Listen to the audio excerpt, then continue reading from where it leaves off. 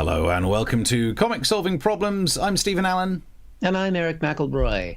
Good evening. Yay! Welcome along. Get yourself subscribed to the main YouTube. You can get on there for the chats as well. This is your twice weekly comedy show type thing where we look at the problems in the news, we look at the problems you sent us, and we sort that shizzle out, I believe is what the young people would say. If during the show you're enjoying it, spread the link around, send that little YouTube thing around, or wherever you're watching it, share it on social media. Let's get some eyes in the direction of our solutions, because we're going to be sorting out a lot of problems here. Also, as the show goes on, we will be mentioning that you can chuck some money in the Ko-fi, but we'll mention that more after we've made you laugh at least once. It seems rude. Oh, shit. Only once. After then we can start begging. Okay.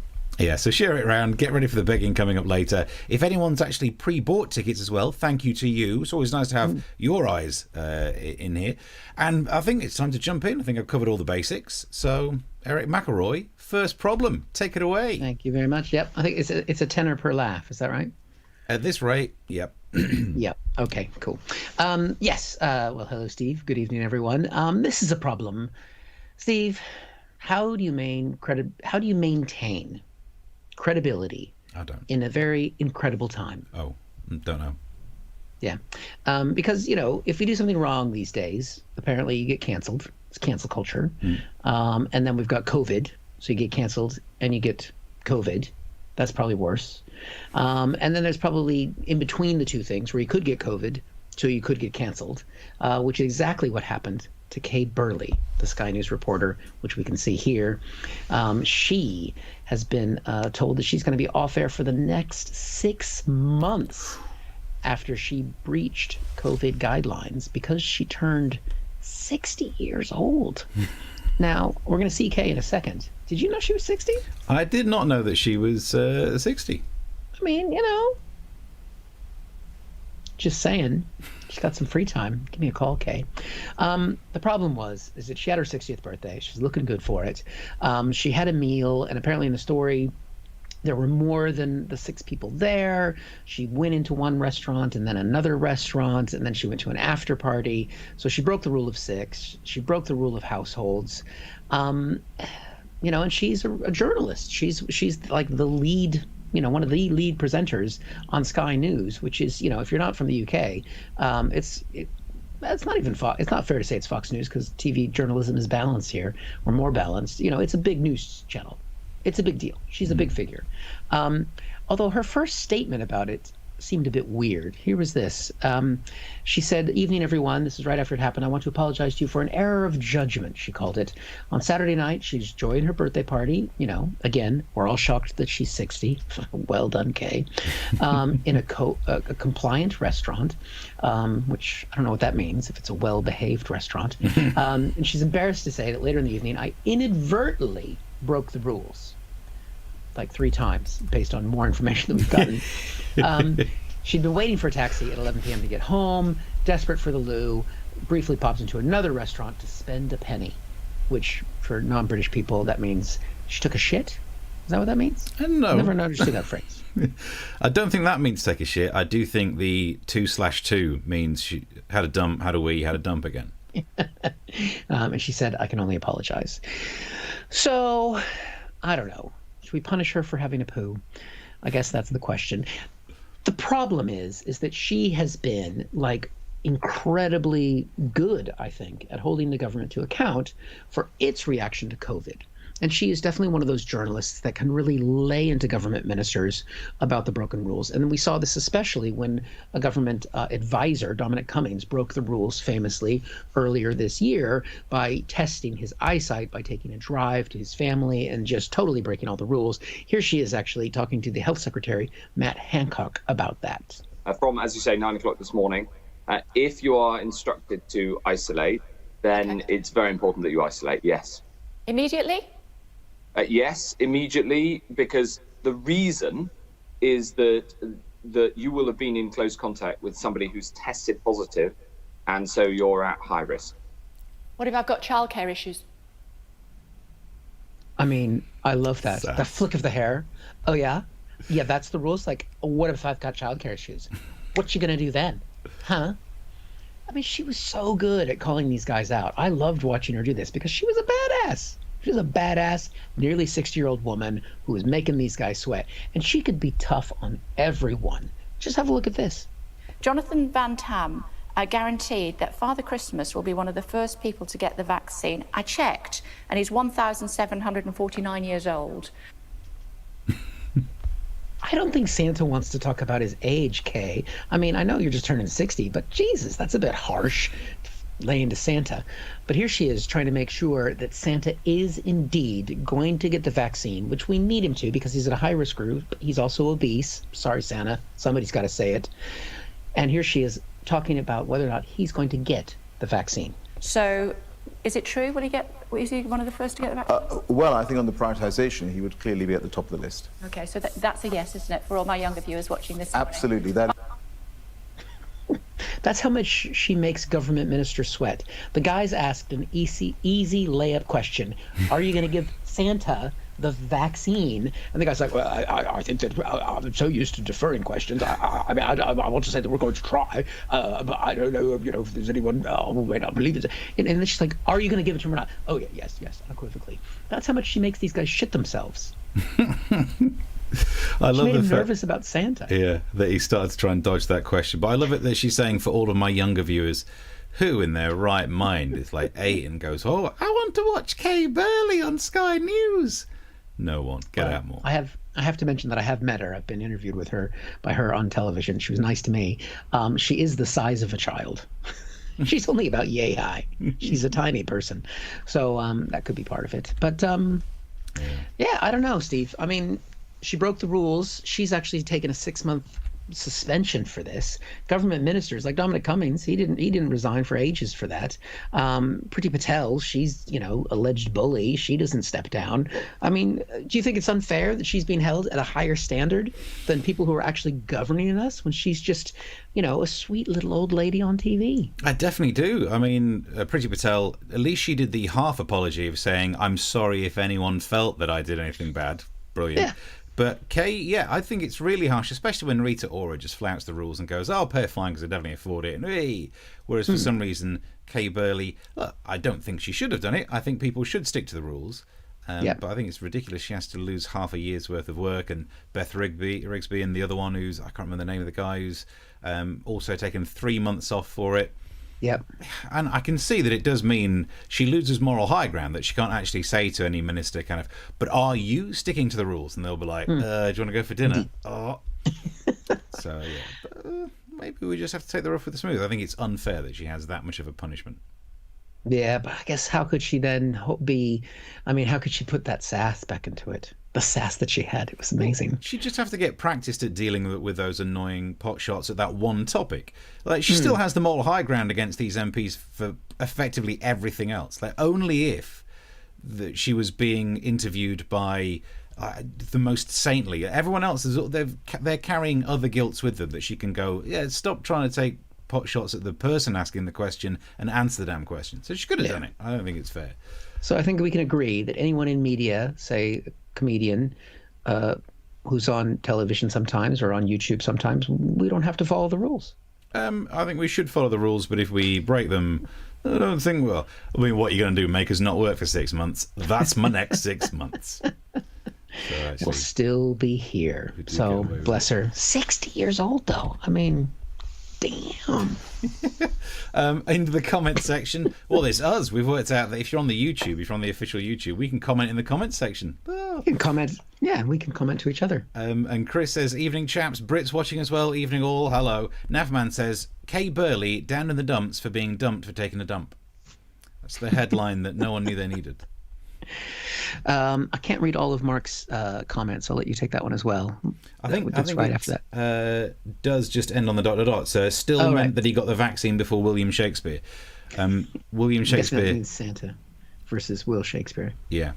Well, but no, William Shakespeare got the second dose. You've seen the news, haven't you? Yeah. The fact that the second is a British man who's in his late 80s named William Shakespeare. Yeah. I mean, surely they should have had the good sense to say, could you just sit this one out for a while? I'm sorry, I know it's meant to be random, but all of the news stories are going to be about your name rather than the vaccine. So who's next? Harold Shipman? Damn it!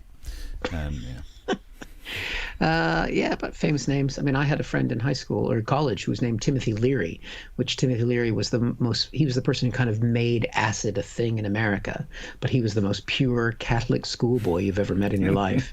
So his parents thought people had forgotten about the 1960s Timothy Leary, but no one had forgotten about that person. No one's going to forget about William Shakespeare as well. The bigger question here is, if you're Mr. and Mrs. Shakespeare, this guy's in his 80s, so 80 years ago thinking, let's call him William. Why do that to a child? Why? Because they could have called him anything Shakespeare. But I mean, if your name is Shakespeare. No. If your surname's Hitler, you don't go with the obvious first thought. You definitely go route B. You can't have Gary Shakespeare. You definitely could. Because imagine being called William Shakespeare. You will never going to live up to the standard of your own name.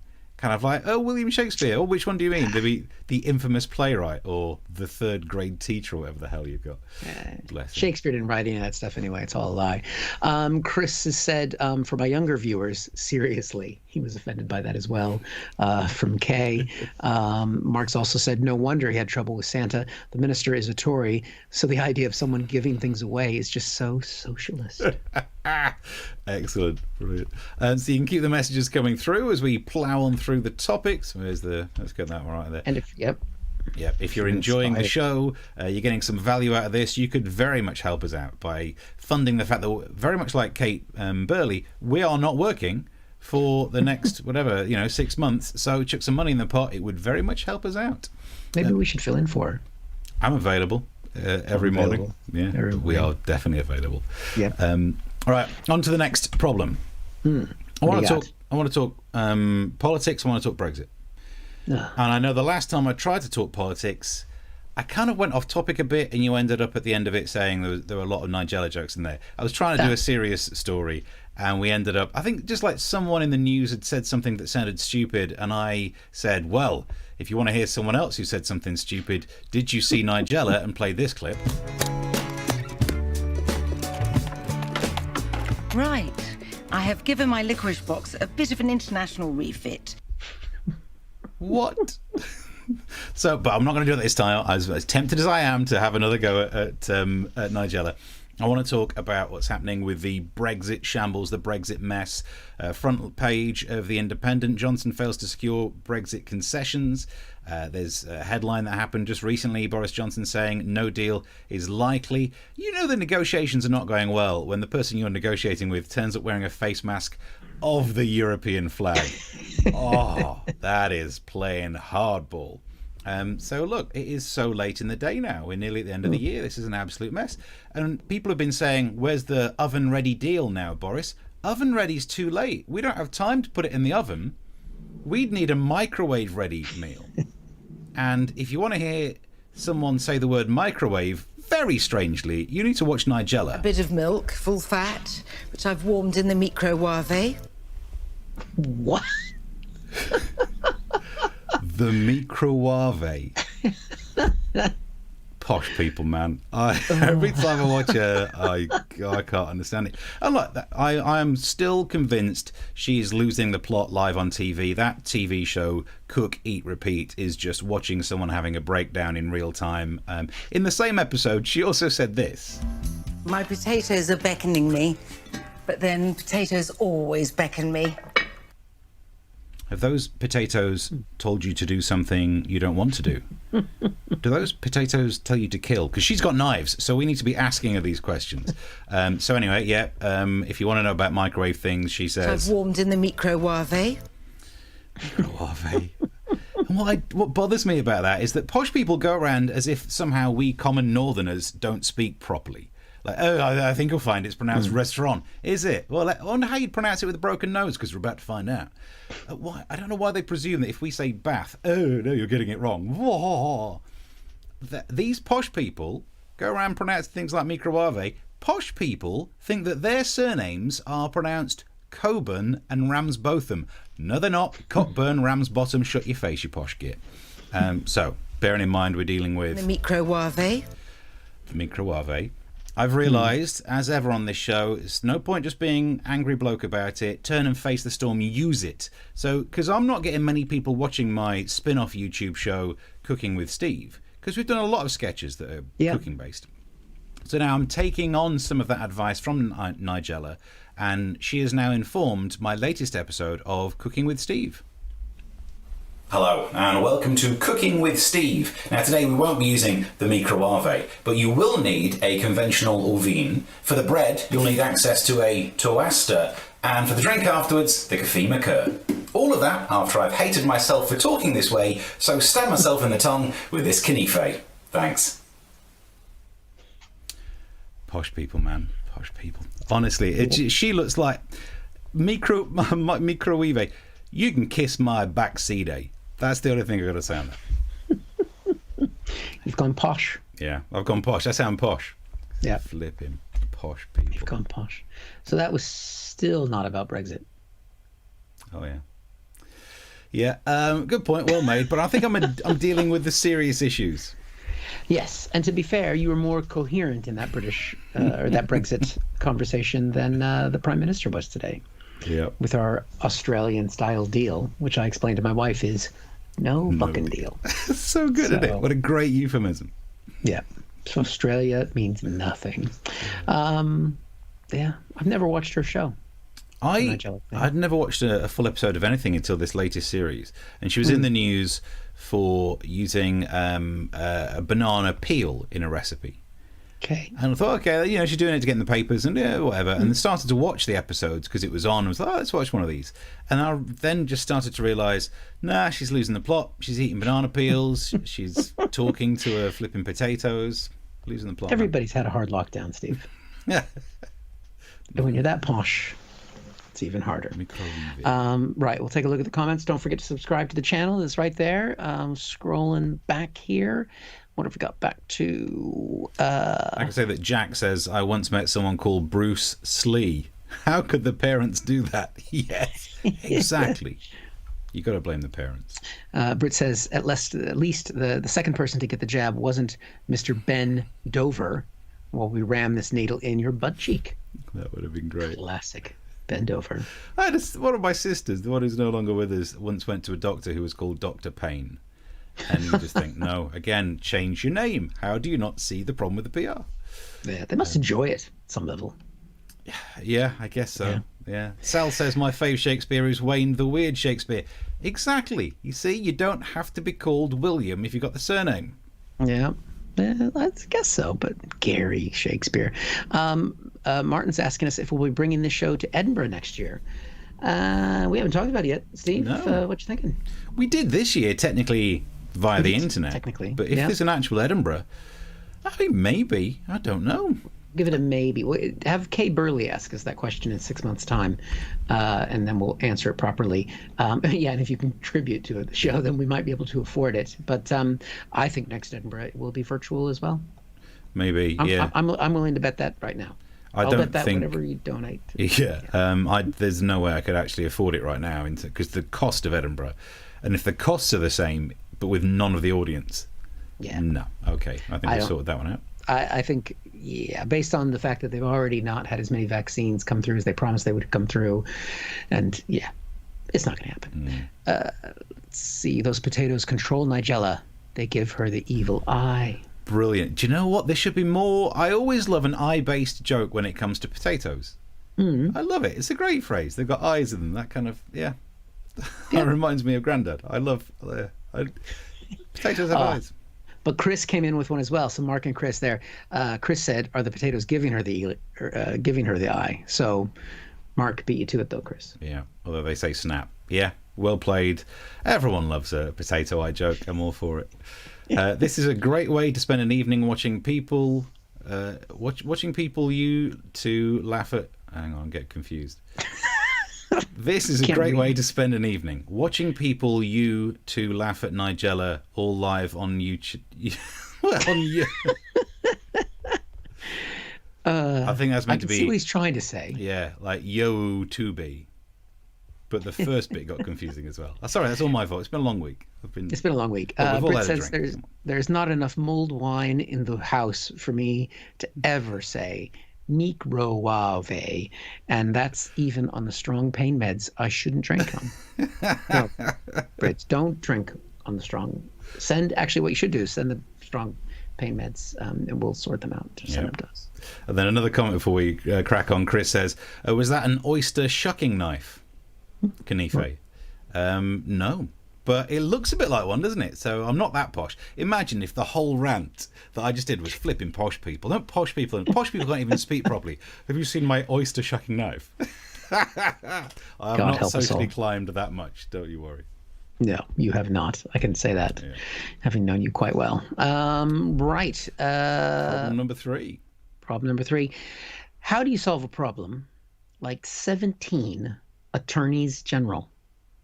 Oh, I love that when you do the plural on attorneys. Oh, that's nice. I just think that's what I.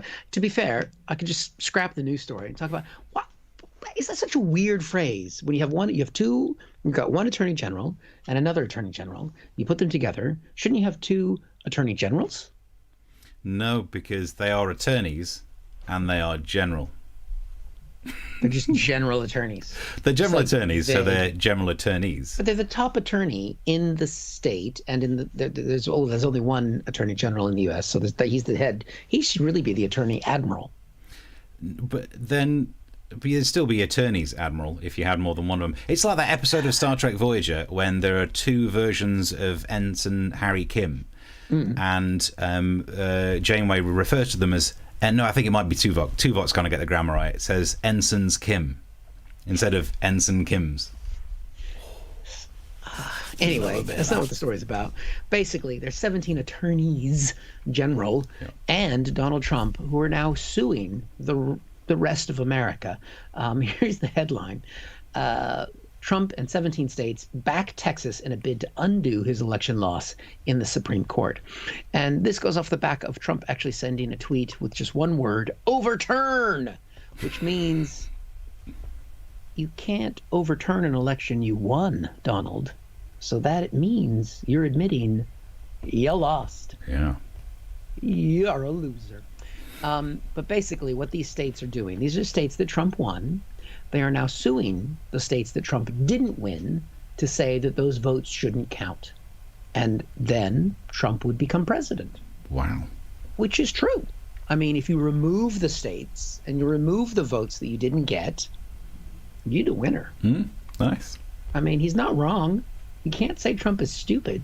You can say he's a fascist, but you can't say he's stupid. Now, the thing is, look at that headline again. What I like about that's in the Jakarta Post.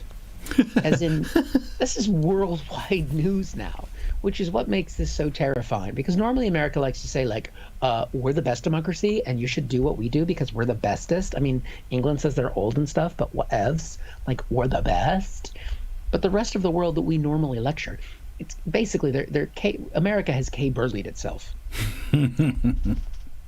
That should be a thing now. That's going to be a thing, isn't it? Thoroughly burleyed. Kay Burley? Yeah, you burleyed. You burleyed it.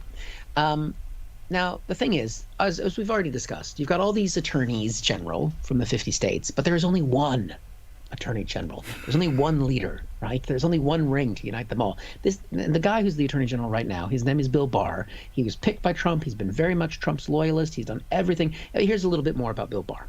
Bill Barr, President Trump's attorney general and loyal ally, America's top prosecutor, and a champion of conservative values.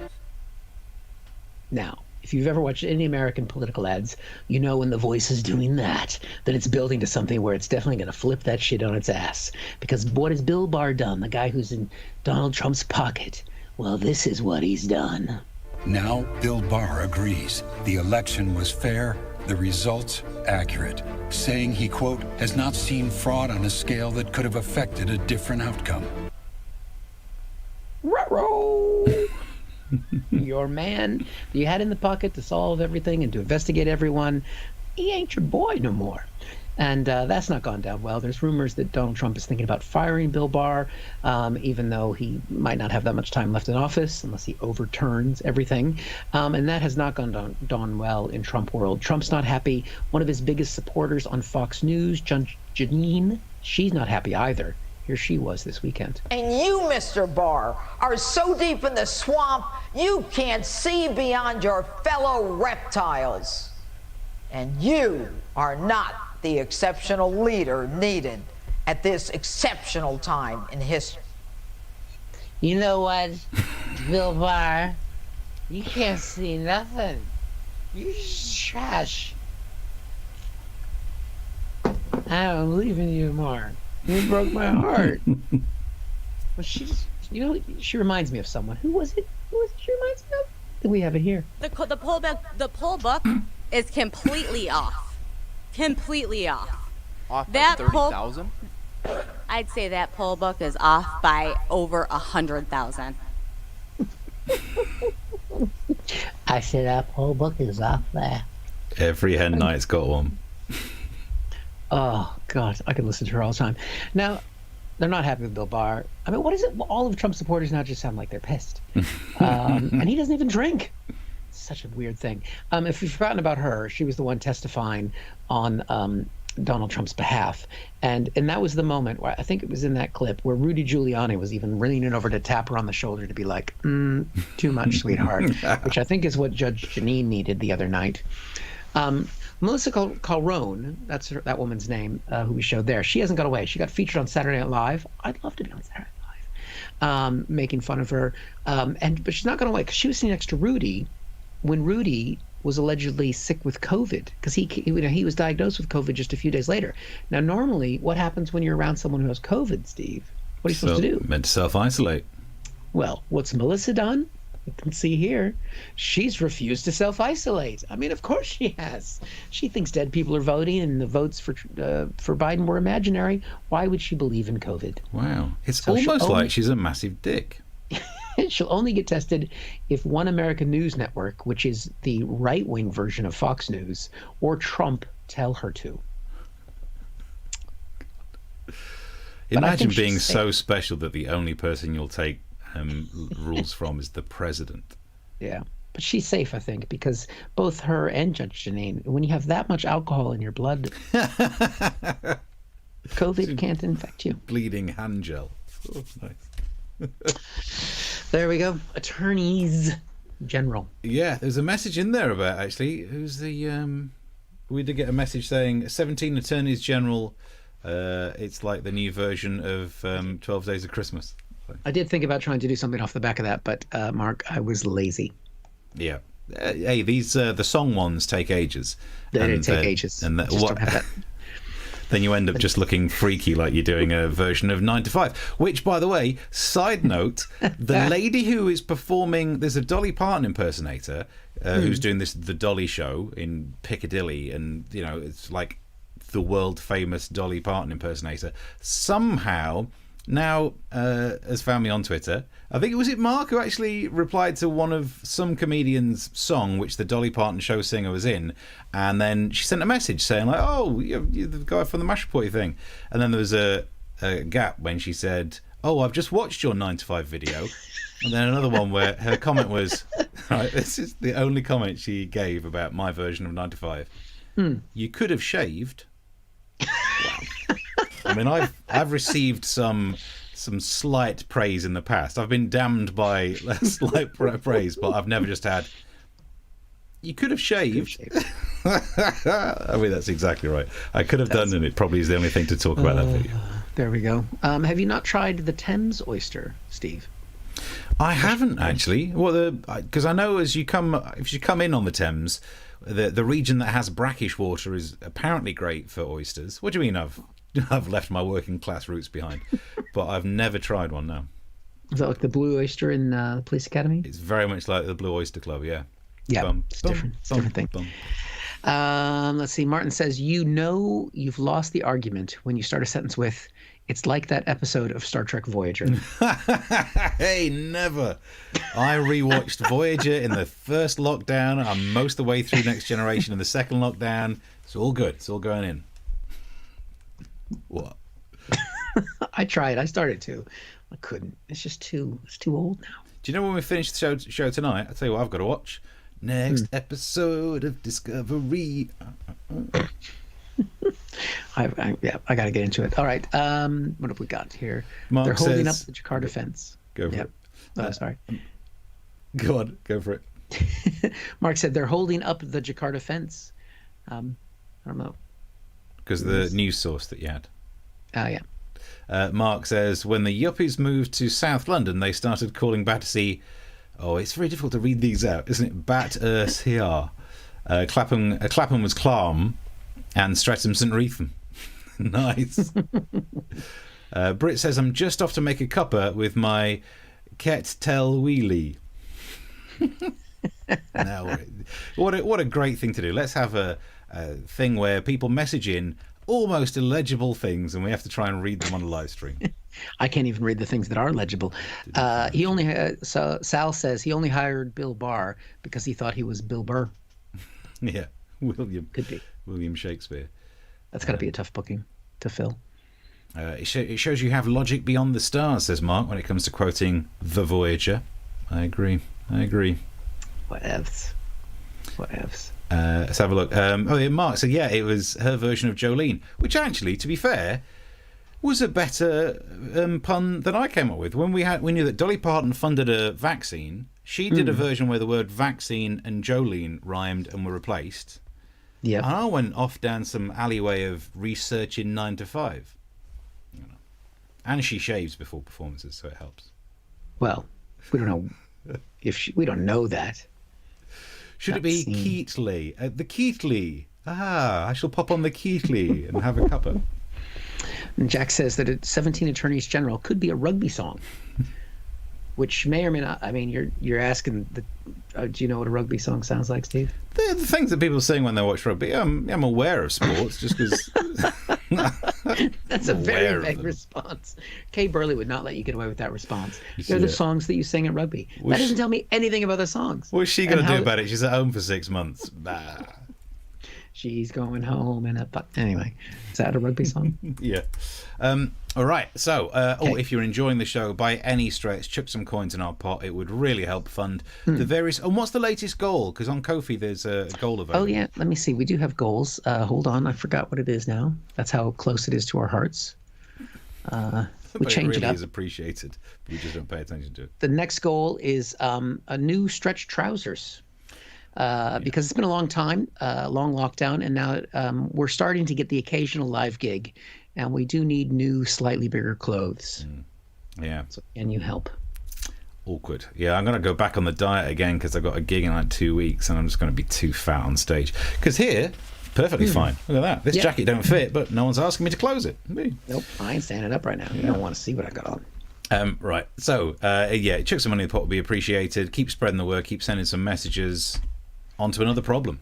Here we go. And I say another problem. I'm going to have a proper go at it this time. I want to try and talk about the EU. And I'm going to avoid don't mention the Nigella. I'm going to try and talk about the EU. So, same headline again. Johnson fails to secure Brexit concession. I tell you, when you're going to negotiate with someone who's got their mask that's the European flag. Okay, I've already done that one. So, instead, why don't we look at the front page of the Telegraph?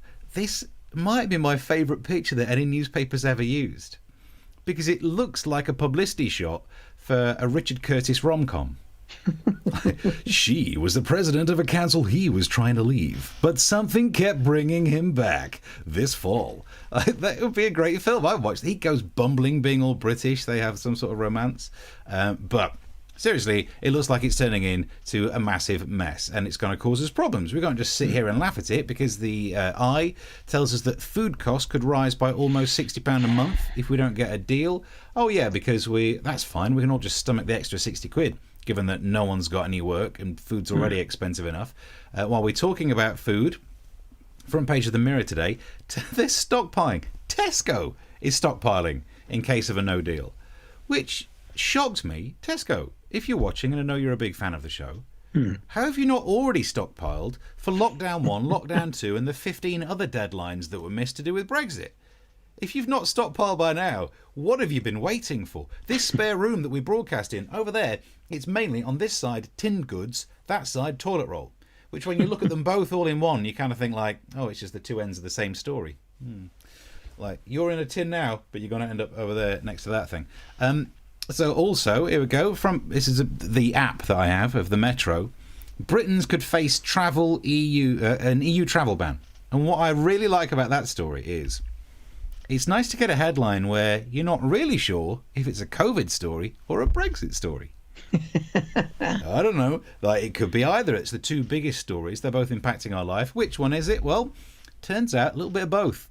A little bit of column A, a little bit of column B. Because we leave the EU, the COVID rules means that we might not be able to get into Europe. I like that. It's like a mashup. It's like a crossover episode. Like when some character from Cheers travels to Seattle to see Frasier. It's like, oh, it's a crossover one. It's quite nice. But it is an absolute mess. I can't believe we've got to this stage. We were talking before we came on the show, on air, if that's what you call this, about we'll both be on radio and stuff in the future talking about this. And I wouldn't have minded as much if the narrative was always probably not going to get a deal. But we were lied to. We were promised it would be the easiest deal. Oven-ready deal and the easiest trade negotiations ever were the two narratives that came through. So when I was stood there, filling in my little form, thinking, shall I vote to leave or remain? Well, the Leave people say we'll definitely get a deal. I like deals. If you tick that, you were lied to. And now they'll move the goalposts and they'll say, well, it was never going to happen and we don't need one anyway. That's not... Still, I would be perfectly happy in having lost a referendum if the other side were actually honest about it, rather than had some spin on it. So, while I'm being angry about this, to find out more, I'm joined by a Brexit MP. Hello. Hello, Steve. You said it'd be the easiest deal ever. You were wrong, yeah? No, we weren't wrong. This is the easiest deal in history. Then why hasn't it been done yet? Well, it's because the Europeans haven't gone along with everything we asked. If they would have just acquiesced to all of our demands, we could have had this wrapped up in no time, in the oven, gas mark 6, bish bash bosh, everyone's eating brie. That's not really how deals work, though, is it? But if it would have gone like that, it would have been the easiest deal in history. Besides, we don't need a deal with Europe. We can have deals with other markets. And how are those coming along? Mixed bag. Some of them don't want to go along with everything we're asking. So, yes. What are the EU doing that's causing the problem right now, then? Yes, the EU are being intransigent, refusing to break some of their red lines. And are we going to cross our red lines? I don't think you know what a red line is, Steve. It is something that we simply cannot cross. Read a book. And besides, we simply have to deliver on what we promised during the election. That we get a deal? Yes. And are we going to get a deal? No, but it's not as easy as that. You just said it was the easiest deal in history. We seem to have a bad line. That's what we're dealing with. Him. I Kay Burley'd myself. Is that what you do in your free time? Yep. I mean, that's what we do. That's what we do with our spare time here. Brilliant. Yeah, I think it's clear. I think they said we get a deal and we don't get a deal. It's just like every promise my parents made. In the message section, we go. Mark says crossovers like when Reginald Barclay was in Star Trek Voyager. That wasn't just one episode as well. He was in it for a whole strand. He's the reason they get back. Because, yes, originally he was the nervous Reg Barclay in Next Generation. He's nervous apart from the episode where he gets that extra superpowered brain. But, yeah, he's on Jupiter Station. Eventually he finds a way to use the array to send messages. Beautiful. It's a different show, Steve. Here's a message. Hi, Kay Burley here. Just to say I'm watching, gents. Always watching. Nice. She does have time on her hands. If it all kicks off, I'll call Nigella. She'll go. I'll pretend to be a potato and tell Nigella to go and kill. Oh, dear. Let's see. And Mark says, and you're worried about your suit, Steve. I'm guessing this is aimed at you. Johnson looks like he grew out of it 15 years ago. Oh, I know. It's such a costume for him, isn't it? It's just like the disheveled. I don't get the disheveled, the hair and the suit. It doesn't I don't get it. It seems to work. He's doing better than we are. What? I don't think so. Not based on the pound. Oh yeah, but we're asking for pounds in a charity pot. He stood there, a big mess, going, no deal. He's going to be fine either way. We're going like, is there a chance you could put a quid in our little web link? It'd really help. Kofi works with all currencies, though. Yeah. So, there you go. Chris says, I could never get my head round his character. He will always be Howling Mad Murdoch from the A-Team. Yeah, it was difficult. So there we go. What other messages we got coming in here as well? I think we're up to date with Oh yeah, Mark says, I think Mitch Benn summed Brexit up perfectly. Check out his song "Suck Your," and then there's a bleeped out word. I don't know why I said suck. Sorry, own your something. Because I was trying to guess which swear word begins with an S. And suck your shoe. I'd got down to the poo one, and then I thought suck, and then I like that as a phrase. You know what? Why don't you go suck your own shit? I think my kids can hear me doing this show. Okay. It's the education they've always needed. Yes, I think we're getting towards the end. We are back next Tuesday, aren't we, Steve? Yeah, back next Tuesday. I've just seen on Twitter as well, because our tweet things are up there. Oh, yeah. Ben, in fact, let's try and see. Can we go on Comment Cam so I can read some of these? Comment Cam. Ben says a microwave is just what they call it in IKEA. Nice. But he's actually written microwave with like umlauts over some of the vowels, direses or whatever. Good. Nice. Can you do that on Twitter? Yeah. You got to search for the dots to be able to do the microwave. But it's doable. So like covfefe. the cafe McCur. Right. And are you doing? I'm doing live gigs. I am doing a live gig this weekend. Two live gigs potentially. Blimos. So where are your live gigs? Covent Garden Comedy Club in central London, and then the Bearcat, which is apparently sold out because Tim Vine is on. Yeah, and they're also only allowed 30 people. 4 people. In the pub. No live gigs for me this weekend. I did one last weekend, and next weekend I've got 2, which I'm terrified about. But I'm on Talk Radio tomorrow arguing about Brexit, which is why I did all the research for today's show. So I haven't. I bet Julia is going to be happy about Kay, though. That'll be interesting to see what she has to say about that.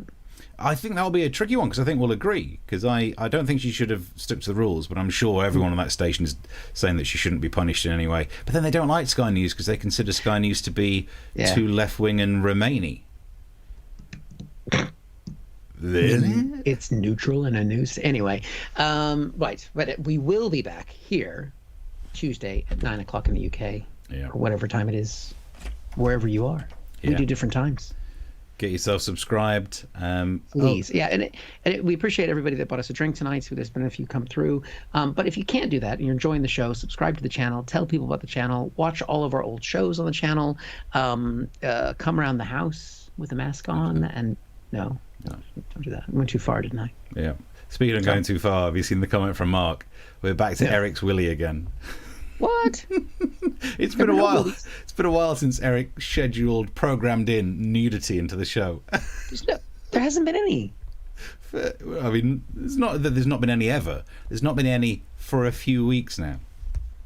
All right, Tuesday. I'll work on something. Now look what we're into.